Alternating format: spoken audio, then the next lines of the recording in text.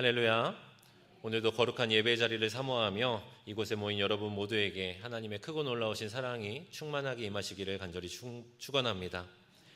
오늘 우리가 함께 읽었던 이 사도행전 9장의 말씀을 가지고 전도의 비밀이라는 제목으로 함께 말씀을 나눌 때에 우리 모두에게 은혜가 충만하며 또한 믿음의 결단과 다짐을 이루는 시간이 되기를 간절히 소망합니다. 여러분들은 전도에 대해서 어떻게 생각하시나요? 우리 교회도 사명전도대가 있어서 이제 지금은 방학이지만 사명전도대가 이제 매주마다 이제 거리로 나가서 주님의 복음을 전하고 있습니다. 사명전도대가 나갈 때 저희 이제 사역자들도 함께 동행을 해서 그곳에서 사람들을 만나고 1시간 남짓한 시간이지만 그 시간 동안 물티슈와 마스크를 나눠주면서 이제 함께 전도를 하고 있습니다. 이 전도라고 하는 것이 예수님께서 우리에게 명령하신 지상명령이자 그리스도인으로서 결코 쉬지 않고 해야 되는 것을 우리가 알고는 있지만 막상 전도를 하러 나가보면 한 영혼을 전도한다는 것이 얼마나 힘들고 어려운 일인지를 느끼고는 합니다. 저희 청년들 중에도 저에게 가끔 이렇게 와서 목사님, 제 친구 중에 누가 있는데 학교에 어떤 선배가 있는데 교회로 전도를 하고 싶은데 어떻게 해야 될지 모르겠다고 이렇게 조언을 구하는 친구들이 있습니다. 그래서 저도 어떻게 전도하는 것이 좋을지, 그리고 또 요즘 전도의 트렌드가 어떤지 좀 이렇게 자료를 찾아보고자 다른 교회에서 어떻게 전도하는지도 인터넷으로 검색을 해보고 또 서점에 가서 이렇게 전도에 관련된 서적들을 이렇게 찾아보았습니다. 그러다 보니까 흔히들 전도왕이라고 불리는 사람들이 이렇게 쓴 책들이 많이 서점에 있더라고요. 청년 전도왕, 의사 전도왕, 아줌마 전도왕, 심지어는 콩나물 전도왕, 각설이 전도왕, 이런 책들이 굉장히 많아요. 그러니까 이름만 앞에 뭘 붙이면 다 전도왕이 되는 거죠. 세상에는 정말 각양각색의 수많은 전도왕들이 있습니다. 우리 각자 이제 교회에서도 1년 동안 전도에 열심을 다하고 또 많은 분들을 교회로 인도하신 분들을 이제 전도왕이라고 해서 시상도 하고 상장도 주고 이렇게 하지 않습니까? 우리가 그런 분들의 책이나 기사를 보고 또 간증을 듣다 보면 우리의 마음속에서 이런 생각이 막 들어요. 나도 전도 잘할 수 있을 것 같은데. 저분 말 들어보니까 전도에는 다 비결이 있었구나. 저렇게 하면 나도 쉽게 전도를 할 수 있겠구나. 이렇게 생각을 하게 됩니다. 그리고 그렇게 결연한 마음을 가지고 또 세상 속에 나아가서 전도를 이제 시작하려고 하다 보면 어떻게 됩니까? 이전과 별 다를 것이 없는 쓰라린 마음을 품고 다시 교회로 돌아오게 되죠. 분명히 이번에는 잘할 수 있을 것 같았는데 마음대로 되지 않고 뜻대로 되지 않는 것이 바로 이런 전도입니다. 전도가 힘든 이유는 바로 사람의 마음을 움직이는 일이기 때문이에요. 세상에 그 어떤 일보다 가장 힘들고 또 마음먹은 대로 되지 않는 일이 바로 사람의 마음을 변화시키고 움직이는 일입니다. 옛말에도 10길 물속은 알아도 한 길 사람 속은 모른다라는 이런 속담이 있지 않습니까? 사람의 속은 정말 알 수가 없으며 또 그 알 수 없는 마음을 읽고 변화시킨다는 것은 더더욱 힘든 일입니다. 게다가 어느 정도 또 마음의 문이 열렸거나 아니면 말이라도 통하는 사람이라면 다행인데 우리가 지금까지 우리의 마음에 품고 있는 전도 대상자들은 어떤 사람이에요? 아마 최소 5년 이상은 내가 그 사람을 위해서 기도하지 않았을까 싶습니다. 오랜 시간 동안 기도하고 전도하고 어떻게든 교회로 인도하려고 했지만 실패하고 거절당하고 그렇게 오랜 시간 동안 닫혀있는 그 마음을 품고 있는 사람들이 우리의 마음속에 있는 전도 대상자이지 않습니까? 그들의 마음을 돌려서 교회로 인도한다는 것은, 그들의 마음에 복음을 심는다는 것은 이제는 불가능이라고 생각하는 분들도 많이 계실 것입니다. 그러나 우리가 소망을 잃지 아니하고 그들을 끝까지 포기하지 말아야 하는 이유는 그보다 더한 인물도 복음을 접하고 변화되었기 때문이에요. 오늘 말씀 사도행전 9장 1절과 2절의 말씀을 우리 함께 읽어보겠습니다. 1절과 2절의 말씀입니다. 사울이 주의 제자들에 대하여 여전히 위협과 살기가 등등하여 대제사장에게 가서 다메섹 여러 회당에 가져갈 공문을 청하니 이는 만일 그 도를 따르는 사람을 만나면 남녀를 막론하고 결박하여 예루살렘으로 잡아오려 함이라. 아멘. 오늘 본문의 주인공은 바로 사울입니다. 사울이 누구입니까? 초대교회를 세웠던 바울의 변화되기 이전의 이름이지 않습니까? 그는 다소라는 곳에서 태어난 유대인으로서 당대에 가장 유명하고 존경받는 가말리엘이라는 율법학자에게 교육을 받으며 자라났습니다. 그만큼 체계적이고 아주 훌륭한 교육들을 받으며 율법과 성서에 대해서 배웠던 이 바울은 바리새인으로서 그 누구에게도 지지 않는 엘리트였어요. 그래서 그 누구보다 열심히 예수의 제자들을 핍박하는 사람이었습니다. 우리가 함께 읽었던 이 1절 말씀처럼 사울이 예수님의 제자들에 대하여 아직도 위협과 살기가 등등했다라고 말합니다. 그는 예루살렘에서 박해를 피해서 다메섹이라고 하는 지역으로 도망갔던 그리스도인들을 핍박하기 위해 그들을 다시 잡아서 예루살렘으로 이제 붙잡아 오기 위해서 사내들인의 의장이었던 대제사장에게 위임장을 받아서 다메섹으로 돌아가던 길이었어요. 여러분, 보다시피 이 사울은 결코 호락호락한 사람이 아니었습니다. 아주 철저한 사람이었어요. 예루살렘에서 다메섹까지 무려 200km가 넘는 매우 먼 거리였음에도 불구하고 이 사울은 그리스도인을 핍박하고 잡아오겠다는 그 일념 하나로 그 먼 거리를 가기로 결심하고, 또 그것이 끝이 아니라 내가 그리스도인들을 잡아오기 위한 명분을 확실히 하기 위해서 대제사장에게 나아가서 그에게 위임장과 공문을 받아가지고 지금 다메섹으로 가고 있는 것입니다. 이 사울은 그냥 교회를 핍박한 것이 아니라 아주 철저하게 준비했습니다. 이것은 보통 사람의 마음으로는 할 수 없는 일입니다. 우리들도 때때로 마음에 들지 않는 사람이 있을 때 그냥 무시하고 지나갈 때도 있지만, 정말 증오하고 정말 마음에 그 사람이 싫어하는 사람들에게는 우리가 어떻게 합니까?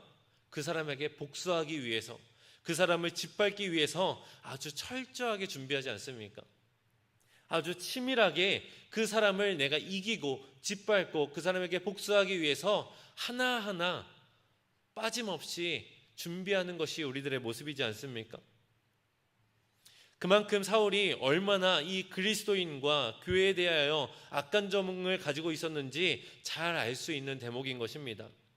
여러분, 우리는 이미 이랬던 사울이 어떻게 변화되어서 바울이 되었고 초대교회를 세워나갔는지 우리가 이미 성경을 통해 잘 알고 있기 때문에 별다른 마음의 감흥이 없을지 모르겠지만, 내 사전에 불가능은 없다라고 명언을 남겼던 그 나폴레옹에게 저 사울이라는 사람이 변화되어서 바울이 되었대 라고 말하면 이 사울이 무엇이라 이야기를 하겠습니까? 아마도 내가 내 사전에 불가능이 없는 줄 알았는데 불가능이 있네 라고 말하지 않겠습니까? 그만큼 이 사울이 변화된다는 것은 결코 있을 수 없는 일이며 불가능한 일이라는 것입니다. 그렇습니다, 여러분. 이 당시에 그 어느 누구에게 똑같은 질문을 해도 아마 모두가 동일한 대답을 했을 것입니다. 에이, 말도 안 되는 소리 하지 말라고, 지나가던 개가 웃겠다고, 저 사울이 어떻게 변화되어서 그리스도인들을 저 핍박하고 박해하며 붙잡아오기 위해서 저런 노력을 다하던 저 사울이 어떻게 교회를 세우고 예수님의 제자가 되겠냐고 비웃지 않겠습니까? 그러나 우리는 성경을 통해 알고 있듯이 저렇게 단단하게 굳어져 있던 그 사울의 마음이 변하여 그 누구보다 열정적인 복음 전도자로 세워졌던 그 모습을 통해 그동안 우리가 불가능하다 여겼던 그 닫혀있던 마음을 가지고 있는 우리의 마음속에 있는 전도 대상자들, 힘들고 어렵다고만 느껴졌던 우리의 전도의 비밀을 하나하나 풀어나가길 간절히 소망합니다. 그러기 위해서 우리가 오늘 말씀을 통해 알 수 있는 첫 번째 비밀은 전도는 하나님께서 하시는 일이라는 것입니다. 앞서 말씀드린 것처럼 그 누구도 사울이 그렇게 변화될 것이라 예상했던 사람은 없습니다. 그리고 그렇게 될 거라고 아무리 붙잡고 말을 해봐도 아무도 믿지 않았을 것입니다. 우리들의 삶 속에서도 이러한 일들이 빈번하게 일어나고 있습니다. 혹시 지금 제가 이 사울의 이야기를 할 때 여러분들의 마음속에 떠오른 사람들이 있지 않습니까? 저 사람은 변하지 않을 거야. 저 사람은 내가 10년을 전도했는데도 꿈쩍도 안 해. 저 사람은 절대 예수 안 믿어. 절대 교회 안 올 거야. 라고 생각되는 사람들이 머릿속에 떠오르는 분들이 있지 않습니까? 실제로 우리 주변에 이런 사람들이 너무나 많이 있습니다. 교회를 다니다가 상처받고 교회를 떠난 사람, 또 그 누구도 의지하지 않고 자기 자신만을 의지하고 믿으며 살아가는 사람들, 또 교회에서 나타나는 부정적인 모습들을 비난하고 욕하며 저것 보라고, 개독교라고 그렇게 욕하며 살아가는 사람들, 그런 사람들을 보면 정말 저 사람을 전도하고 저 사람에게 복음을 전하는 것이 가능은 할까라고 생각되지 않습니까? 하지만 그 모든 생각은 사람의 생각임을 깨달으시길 바랍니다. 사람의 생각으로는 불가능해 보일지라도, 사람의 시선으로는 절대 안 될 것 같아 보일지라도 하나님께서 하시면 됩니다. 하나님께서 하시는 일에 불가능은 없습니다. 우리는 이 사실을 결코 잊어서는 안 됩니다. 사도 바울은 다메섹으로 가던 중에 하나님을 만나게 됩니다. 그리고 어떻게 만났습니까? 하늘로부터 호련히 빛이 사울을 감싸 안았고 사울이 그 빛에 엎드리자 하늘로부터 음성이 들려왔습니다. 사울아, 사울아, 내가 어찌하여 나를 박해하느냐? 사울은 이 목소리가 누구인지 물어봅니다. 그러자 나는 내가 박해하는 예수다라고 주께서는 말씀하십니다. 그 이후에 사울의 눈이 멀어서 아무것도 보지 못하고 사람의 손에 이끌려 다메섹으로 들어가게 됩니다. 그곳에서 사울은 먹지도 못하고 보지도 못하며 그 사흘밤을 새게 됩니다. 여러분, 예루살렘으로부터 다메섹까지 그 200km가 넘는 거리를 걸어가면 4일에서 6일 정도가 꼬박 걸린다고 해요. 사울은 그리스도인들을 박해하려는 그 일념 하나만을 가지고 그 4일에서 6일을 걸어가며 그 힘든 시간들을 견뎌내며 다메섹에 다다랐습니다.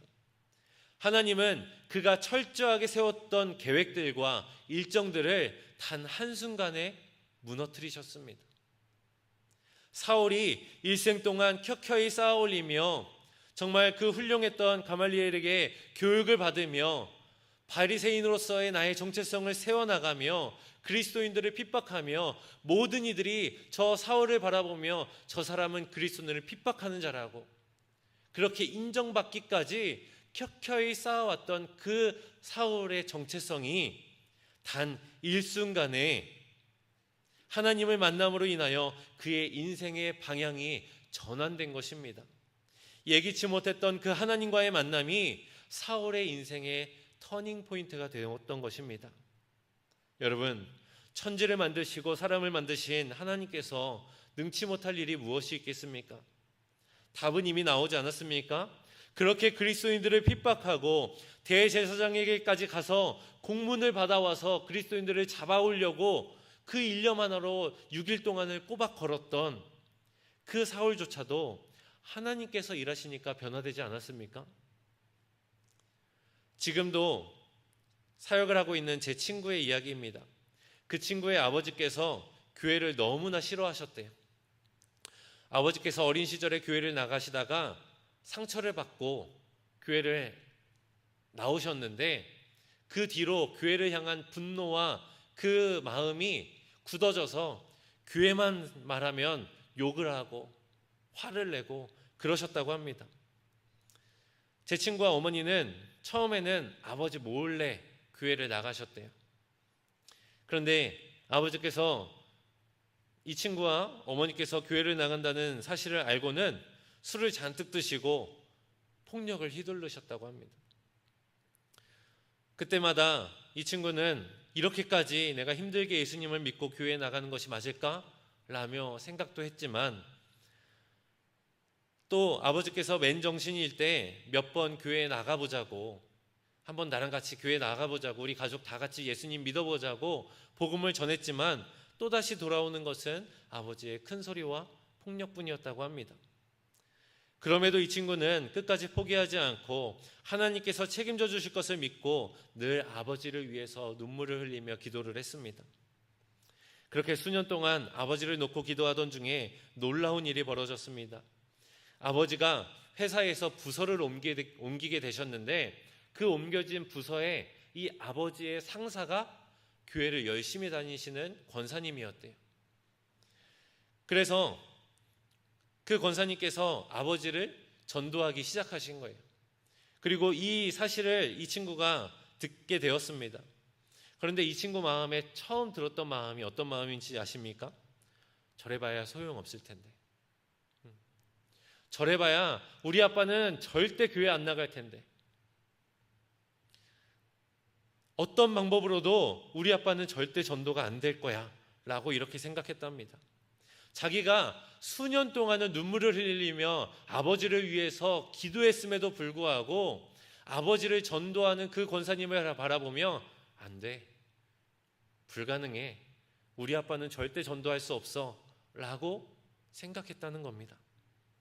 그런데 여러분, 놀라운 것은 이 친구의 아버지가 교회를 나가기 시작하셨습니다. 어찌된 일인가 하니 아버지께서 교회를 싫어하고 증오를 하시지만 이 아버지에게는 사회생활을 잘해서 성공해야 된다는 강박관념이 있었던 거예요. 그래서 이 부서에서 내가 잘 보여야 될 이 상사의 말을 어길 수가 없었던 거죠. 그래서 마음은 내키지 않지만 한 번, 두 번 이 권사님을 따라서 교회에 나갔던 겁니다. 그런데 여러분, 놀라운 것은 이 아버지께서 한 번, 두 번 나가시다가 결국엔 이 교회에서 실시했던 아버지 학교에도 참여하게 되셨대요. 그래서 이 아버지 학교에 참여했던 이 아버지가 거기에서 은혜를 받고 복음을 접하고 하나님을 영접하게 되었습니다. 그래서 더 이상 술을 마시고 가족들을 괴롭히고 때리는 아버지는 사라졌습니다. 이제는 집에 와서 사랑하는 아내의 발을 씻겨주고 아들에게 마음을 담은 편지를 읽어주는 그러한 사랑의 아버지가 되셨다는 겁니다. 여러분, 사람의 시선으로 볼 때는 불가능하다 여겨지는 일들이 있습니다. 그렇게 수년 동안 아버지를 위해 기도했던 사람조차도 아버지를 전도하는 그 권사님을 향해서 불가능하다고, 안 될 거라고 여기는 게 사람의 마음과 사람의 생각입니다.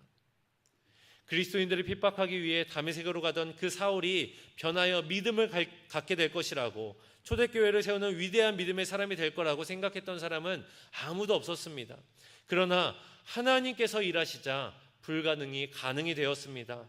하나님께서 일하시자 결코 변화될 수 없었던 사람이 변화되었습니다. 그러나 제 친구처럼 우리는 그들을 위해 기도한다고 말은 하면서도, 우리가 그 전도 대상자들을 전도하겠다고 믿음으로 고백하면서도 그 사람은 안 돼, 그 사람은 전도할 수 없어 라고 사람의 생각으로 생각하고 포기하며 살아왔던 우리들의 모습을 보게 됩니다. 여러분, 전도의 비밀은 바로 그것입니다. 안 될 거라는 생각은 사람의 생각입니다. 하나님께서 일하시면 능치 못할 일은 없습니다. 우리가 복음을 전하고 전도할 때에 이 비밀을 기억하며 하나님께서 일하실 것을 소망하고 그때를 기다리며 담대히 복음을 전하고 담대히 그들을 위해서 끝까지 기도하는 저와 여러분들이 되시기를 주의 이름으로 간절히 축원합니다. 전도의 두 번째 비밀은 하나님께서는 나를 도구로 사용하신다는 거예요. 첫 번째 비밀이 하나님이 일하시면 모든 일이 가능하다고 했습니다. 그렇다면 누군가는 이렇게 말할지도 몰라요. 아니, 그러면 굳이 우리가 복음을 전할 이유가 없지 않습니까? 아니, 사울도 하나님을 만나고 변화되었으면 굳이 우리가 세상에 나아가서 복음을 전하고 전도할 필요가 없는 거 아닙니까? 라고 물어볼 수도 있습니다. 결론부터 말씀드리자면 그 질문에 대한 대답은 노입니다. 물론 하나님께서는 그럴 능력이 충분하신 분입니다.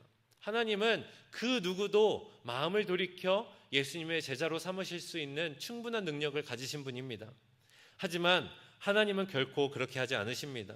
오늘 본문의 말씀에서도 하나님은 아나니아라는 제자를 통해 그 선지자를 통하여 일하시는 것을 우리가 보게 됩니다.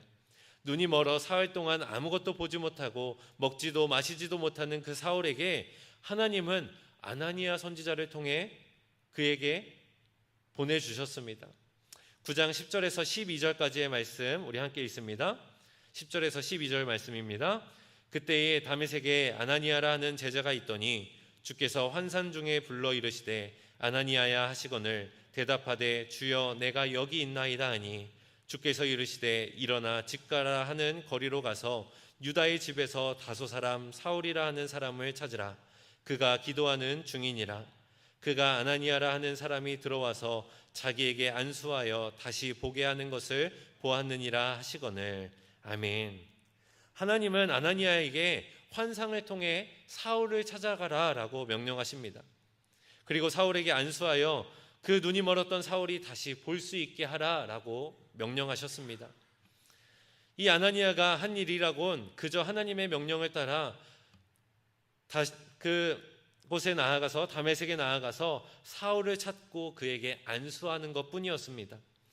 아나니아가 언변이 뛰어나서 그리고 능력이 있어서 사울을 설득해서 사울을 변하게 하였을까요? 아니라면 아나니아가 흥정을 잘하는 사람이라서 내가 눈을 뜨게 해줄 테니까 더 이상 그리스도인들을 핍박하지 말라고 거래를 했을까요? 아닙니다. 아나니아는 그저 하나님의 명령에 순종해 사울을 찾아갔고 그에게 안수했을 뿐입니다. 앞서 말한 것처럼 모든 일은 하나님께서 하신 것이며 아나니아는 하나님의 도구로 사용되었을 뿐입니다. 가끔 전도를 잘하시는 분들을 보면 우리의 마음에 자신감이 사라질 때가 있어요. 앞서 말씀드렸던 것처럼 전도왕이라고 불리우는 사람들은 이미 자신만의 전도 노하우를 가지고 있습니다. 그 누가 오더라도 그들의 마음을 훔치고 전도할 수 있는 그들만의 경험과 기술들이 있어요. 때문에 그런 사람들과 나를 비교해 보면 나는 한없이 작아질 수밖에 없습니다. 나는 아무런 기술도 없는데, 나는 사람들 만나는 거 좋아하지도 않는데, 과연 이처럼 아무런 능력도 기술도 없는 나를 하나님께서 사용하실까라는 의구심이 들 때가 있을 것입니다. 하지만 여러분, 옛말에 이런 말이 있어요. 장인은 도구를 탓하지 않는다. 들어보신 말이죠. 장인은 도구를 탓하지 않습니다. 좋은 도구와 좋은 기술이 있다고 해서 누구나 전문가가 될 수 있는 게 아니에요. 비싼 도구를 사용하고 기능이 많은 기계를 사용한다고 해서 누구나 그 일들을 능히 해낼 수 있는 것이 아닙니다. 다시 본문의 말씀을 적용하자면 하나님께는 능치 못할 것이 없는 전능하신 하나님이십니다. 그렇다면 이렇게 말할 수 있겠죠. 하나님은 도구를 탓하지 않으신다. 하나님은 어떠한 도구를 갖고 있더라도 최고의 작품을 만들어내시는 최고의 장인이라는 것을 우리는 믿어야 됩니다.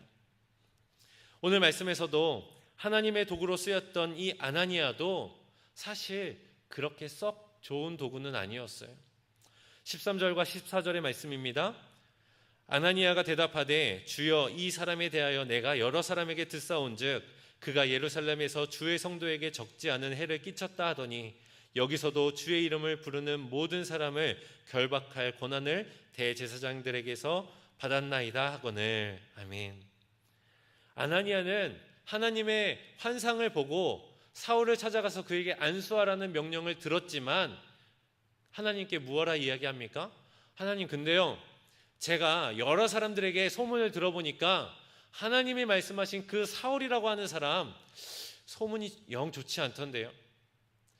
그리스도인들을 핍박하고 심지어 지금 이 다메섹에 온 이유조차도 그리스도인들을 핍박하기 위해서 대제사장들에게 공문을 받아가지고 오는 길이라고 합니다. 그런데 그 사람에게 가서 안수하라니요. 하나님, 뭔가 착오가 있는 것 같아요.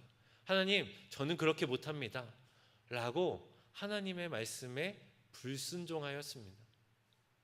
여러분, 마치 앞서 말했던 그 아버지를 전도하고 싶어서 수년 동안 기도했던 제 친구의 이야기 같지 않습니까? 하나님께서 일하실 그날을 기다리고 내가 하나님의 도구로 쓰여질 그날을 기대하고 소망했지만 정작 하나님께서 내가 너를 쓰겠다 말씀하실 때에 하나님 근데요, 저는 날이 좀 나갔어요. 하나님 근데요, 저는 오래 기다리다 보니까 녹이 좀 슬었어요. 하나님, 저는 능력이 없어요. 저는 그거 잘 못해요. 라며 나의 능력이 없음을 하나님께 어필하며 하나님, 저는 아닌 것 같아요 라고 말하는 우리들의 모습을 보지 않습니까? 하지만 하나님께서는 그렇게 불순종하는 아나니아라고 하는 도구를 통하여 사울을 변화시키셨고 그 사울이 바울이 되어 초대교회를 세우고 하나님의 복음을 온 세계에 전하는 씨앗이 되게 하셨습니다. 사랑하는 성도 여러분, 아나니아처럼 불순종하였지만 결국에 하나님 말씀에 순종하는 자에게 하나님은 그 자를 사용하시는 줄을 믿으시길 바랍니다. 오늘 본문 15절의 말씀입니다. 주께서 이르시되 가라, 이 사람은 내 이름을 이방인과 임금들과 이스라엘 자손들에게 전하기 위하여 택한 나의 그릇이라. 아멘. 아나니아는 아니라고 말했지만 하나님은 맞다고 말씀하십니다. 우리가 해야 될 일은 나의 생각으로는 아닌 것 같아 보일지라도 하나님이 가라 말씀하시면 순종하고 가는 것입니다. 내가 볼 땐 저 사람이 하나님이 쓰실 그릇이 아닌 것 같아 보일지라도 하나님께서 내가 택한 그릇이다 라고 말씀하시면 순종하고 가야 되는 것입니다. 그것이 쓰임받는 도구의 모습입니다. 그렇습니다. 때로는 수많은 전도왕들을 바라보며 나는 저렇게 전도 못하는데, 나는 아무런 기술도 없고 경험도 없고 능력이 없는데 라며 위축될 때도 있습니다. 하지만 여러분, 전도왕은 기술로 되는 것이 아닙니다. 전도왕은 경험으로 되는 것이 아닙니다. 전도왕은 무엇으로 되냐고요? 순종으로 되는 것입니다. 우리가 하나님의 말씀에 순종할 때 하나님께서 우리를 들어 사용하시고 우리를 통하여 역사하실 줄 믿습니다. 사랑하는 성도 여러분, 이것이 바로 전도의 비밀입니다. 하나님께서 일하시는 전도, 하나님께 쓰임받는 도구로서 사용되는 전도, 그것이 바로 성공하는 전도, 복음이 전해지는 전도의 비밀인 것입니다. 사랑하는 신갈교회 성도 여러분, 전도합시다. 예수님의 그 명령처럼 우리 세상 속에 나아가서 하나님의 복음을 전하고 내가 만난 하나님을 전하고 내가 만난 하나님의 사랑을 전하고 나를 위로하셨던 하나님의 위로를 전합시다. 그것이 하나님께서 기뻐하시는 일인 것을 믿으시길 바랍니다. 때때로는 불가능하다 여겨지는 것들, 사람의 생각과 사람의 시선으로 볼 때 안 될 거라 생각될 때도 하나님께서 일하실 것을 믿으며 나아가는 우리가 되길 원합니다. 또 부족한 나를 하나님께서 쓰지 않으실 거라 생각될 때라도 그저 하나님이 가라 하시면 가고 하나님이 맞다 하시면 그것에 순종해서 나아가는, 하나님께 온전히 쓰임받는 귀한 도구로 쓰임받는 저와 여러분들 되시기를 주의 이름으로 간절히 축원합니다. 우리 말씀을 기억하며 기도하겠습니다.